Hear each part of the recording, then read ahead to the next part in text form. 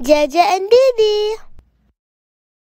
Mga bata, sipunin ba kayo? Ilang beses kayong nagkakasipon sa isang taon? Noong bata pa ako, tag-ulan man o tag-araw, ay madalas akong sipunin. Sabi ng nanay ko, dala raw ng ulan o lamig. Pero alam niyo ba kung ano talagang sanhi ng sipon? Paano tayo nahahawa? At ano ang pwede nating gawin para maiwasan o mapabilis ang paggaling? Panoorin natin ang kwentong ito. Aching! Mabilis na nag-uunahan ang mga paa ni Patrick pauwi. Kasabay niya si Nanay Teresita nang biglang bumuhos ang ulan. Nakasilong sila sa waiting shed kasama ng maraming tao. Doon, sari-saring tunog ang narinig nila. Singhot, ubo, bahing at paglabas ng plema. Sabi ng teacher ni Patrick, dapat tinatakpan ng ilong at bibig kapag umuubo o bumabahing. Pero halos lahat ng shed ay walang pakialam. Nang humatsyeng ang isang batang mataba, kumalat sa hangin ng mga virus. Nagliparan ng mga ito at naghanap ng papasukang katawan. Isa sa mga target si Patrick na walang dalang panyo o kapote. Pag-uwi, wala pa siyang naramdaman. Pero matapos ang 3 araw, nagsimulang kumate ang lalamunan niya.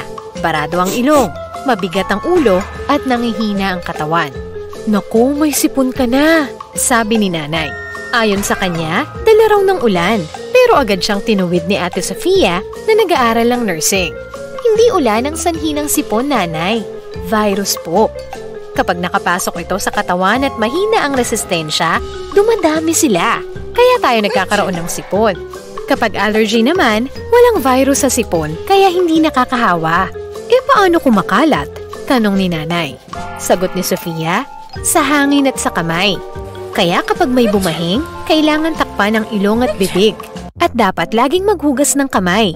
Naalala tuloy ni nanay ang eksena sa waiting shed kung saan maraming umuubot bumabahing. Pinahinga muna si Patrick sa bahay. Pinainom siya ng maraming tubig at juice. Pinamumog ng maligamgam na tubig na may asin. At binigyan ng lozenge para sa kati ng lalamunan. At tandaan, dagdag ni Sofia, hindi ginagamot ng antibiotic ang sipon. Virus ang sanhi. Kaya kusa itong gagaling basta't magpahinga at palakasin ang resistensya. Sa loob ng katawan ni Patrick, reklamo ng mga virus. Kainis! Nilalabanan tayo. Laging naguhugas ng kamay, gumagamit ng panyo at pinapahinga ang katawan. Hindi tayo makalabas para makahawa.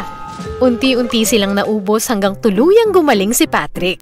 Ngayon, alam na niyang dapat gawin para iwas sipon. Iwasan ang masisikip na lugar, laging magdala ng panyo, maghugas ng kamay, magdala ng payong o kapote, lalo na tuwing tag-ulan. Umulan man o umaraw, handa na si Patrick lumaban sa mikrobyo.